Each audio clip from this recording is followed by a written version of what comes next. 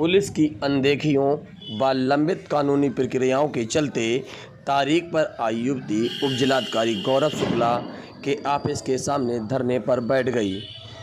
शाम 6 बजे से रात्रि 10 बजे तक युवती नीलेश को पुलिस सुरक्षा में फर्रुखाबाद भेजा गया।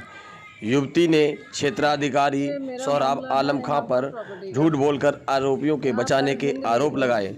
शाम 6 बजे से 10 बजे तक रात्रि एसडीएम बसियो कायमगंज युवती को समझाने का प्रयास करते रहे। युवती नीलेश का कहना था कि जब मेरे पिता ने हिंदवीर को बेदखल कर दिया तो वह जबरिया उनके मकान पर कैसे रह सकता है। इस वजह से ठीक है। और ये हमारा अवार्ड चल रहा है यहाँ पर एसडीएम कोर्ट में लगभग मार्च से चल रहा है, ठीक है ना। यहाँ पर 12 अप्रैल को मैंने 12 अप्रैल को मैंने यहाँ पर सर को 2 प्रार्थना पत्र दिए थे, ठीक है। सर ने पहली कार्रवाई की भरण पोषण की, क्योंकि हमने भरण पोषण मांगा ही नहीं था, ठीक है। मेरी दोनों एप्लीकेशन है, मैं आप लोगों को भी सेंड कर दूँगी, दे दूँगी। एक मेरे पिता की तरफ से थी, एक मेरी तरफ से थी। उसके बाद में इन्होंने 145 की कार्रवाई की। इतना लेट प्रोसेस हो रहा है कि मैं 4 महीने से पिछले मतलब मार्च से मैं रिश्तेदारों के यहाँ पर भटक रही हूँ। आखिर में रिश्तेदारों ने भी मुझे घर से निकाल दिया कि भाई आप कहीं भी जाइए, हम आपका खर्चा नहीं उठा पाएंगे, सीधी सी बात है, ठीक है। पिताजी को मजबूरी में मुझे दूसरी जगह भेजना पड़ा, जो कि 80 साल के वृद्ध हैं।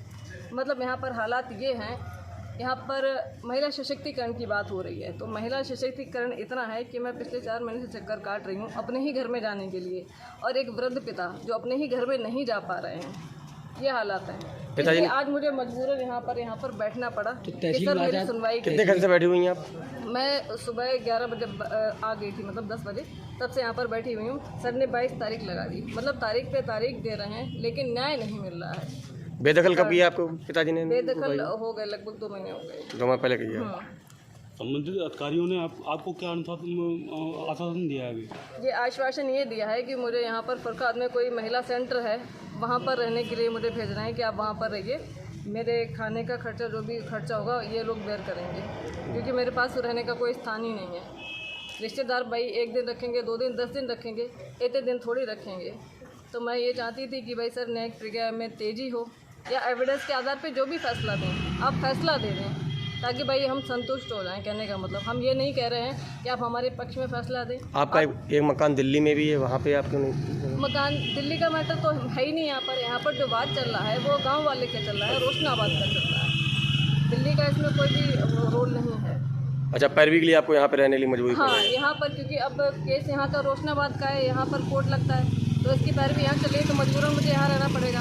अब जिस घर में हमारा रहना होता था उसमें तो हिंदवीर ताला तोड़ के घुस गया है, ठीक है। अब यहाँ की जो न्यायिक प्रक्रिया है वो इतनी स्लो है। मेरे कहने का मतलब कि ये लोग ये भी कर सकते हैं कि अगर मान लो कि आप हमारे उसमें फ़ैसला नहीं कर रहे हो, आप सामने वाले व्यक्ति को जो कि क्रिमिनल ऑफेंस का है, मेरे पिताजी, मेरा पूरा परिवार, मेरी 4 बहनें, मेरी विधवा भाभी सब एसडीएम के सामने पेश हुए थे, आप उसको भी घर से निकाल दीजिए। आप प्रॉपर्टी को अपने, जितनी भी मेरे पिता की प्रॉपर्टी है गाँव के अंदर, वो सारी अपने कब्जे में ले लीजिए आप, ठीक है ना। मैं रहूँगी ना वो रहेगा भाई। जो भी उसके बाद जो भी फैसला आता है वो हमें एक्सेप्ट होगा भाई। जो एविडेंस पेश करेगा उसके हक में जाएगी, चाहे वो पिता हो, चाहे वो मैं हूँ, चाहे वो हिंदवीर हो, कोई भी हो। लेकिन उसने ये क्राइम किया है और उसने पुलिस के सामने ये बात एक्सेप्ट की है कि उसने घर का ताला तोड़ा वकील के कहने पर, ठीक है। और उसके साथ में एक बंगाली औरत है जो अपने 3 बच्चे लेकर के बंगाल से आई है, ठीक है। उसने भी ये बात एक्सेप्ट की है कि सामने रमन है उसका, चिंटू नाम, कि इसने घर का ताला तोड़ा है। और उसके बाद भी यहाँ पर पुलिस ने कोई कार्रवाई नहीं की, ना कोई अरेस्ट किया उनको, ना कुछ किया। एफआईआर भी हमने लिखवाई थी, एफआईआर पर भी कोई कार्रवाई नहीं की गई। एफआईआर कब लिखवाई थी आपने? एफआईआर हमने लिखवाई थी मई के अंदर में। मई में लिखवाई? हाँ, अभी तो कोई कार्रवाई नहीं हुई? कोई कार्रवाई नहीं, ना उनको अरेस्ट किया गया। जबकि वीडियो एविडेंस आप लोग अगर कहेंगे तो मैं वीडियो एविडेंस आप लोग को भी दे दूँगी, जिसमें ये बात उसने खुद बोली है। और सीओ सोहराब आलम जी हैं, ठीक है, इन्होंने खुद वो वीडियो बनाया था, शूट किया था, जिसमें अपराधी ये बात एक्सेप्ट कर रहा है। लेकिन इन्होंने वो वीडियो अभी तक 145 की कार्रवाई में कोर्ट को सबमिट नहीं किया, ना हमें दिया, जिसकी कॉपी हमने मांगी थी।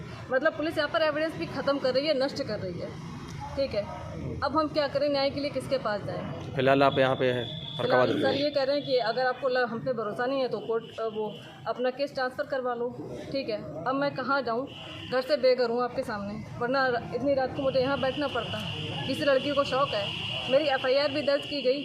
10 घंटे में एफआईआर दर्ज की गई भाई, 10 घंटे में। दोपहर 1 बजे से रात को 10 बजे तक मेरी एफआईआर शमशाबाद थाने के अंदर दर्ज की गई। दर्ज करने के बाद मुझे सड़क पर छोड़ दिया गया कि आप जब जाइए। रात को मैंने एसएचओ को फ़ोन किया कि सर हम लेट हो गए हैं। मेरे साथ में एक मेरे मेल मित्र भी थे, पुरुष, ठीक है ना। उनने फ़ोन उठाया, जो एसएचओ शमशाबाद हैं मनोज भाटी जी ने फ़ोन उठाया, मेरी बात सुनिए कि हम लेट हो रहे हैं। हमने कहा सर हमें ठीक से फरुखाबाद पहुंचा दीजिए, ठीक है ना। उन्होंने मेरी बात सुनी, फ़ोन काट दिया। उसके बाद हमने कई कॉल किए, उन्होंने फ़ोन ही नहीं उठाया। क्या उनकी रिस्पॉन्सिबिलिटी नहीं बनती थी कि लड़की अकेली है, बेशक पुरुष है उसके साथ में, तो उसको सेफ घर पहुंचाया जाए? ये पुलिस की रिस्पॉन्सिबिलिटी नहीं थी? बिल्कुल है। ठीक है। इसके ऊपर भी अगर मैंने कंप्लेंट की तो शोहराब आलम जी ने एक झूठी रिपोर्ट बना करके उस पर पेश कर दिया। ये तो आई 6 बजे थी एफआईआर दर्ज करवाने। इतना झूठ। मैंने बोला कि भाई उस दिन की मेरी पूरे दिन की लोकेशन आप मुझे बताइए, मुझे दिखाइए, अगर मैं झूठ हूँ, मैं गलत हूँ, ठीक है। उसके बाद में मैंने कहा कि भाई मैंने उस दिन डीएम सर को भी फ़ोन किया था, जो कि दोपहर 1 बजे किया था, कि सर मेरी एफआईआर ये दर्ज नहीं कर रहे हैं, आप इनसे बोलिए। उन्होंने मौखिक आदेश दिया था। तब उन्होंने बोला कि एफआईआर दर्ज कर लो लड़की की। तब शमशाबाद के अंदर मेरी एफआईआर दर्ज हुई। अच्छा मैडम, जी, नाम नीलेश सागर है। पिताजी पिताजी का नाम सत्यराम है, निवासी रोशनाबाद।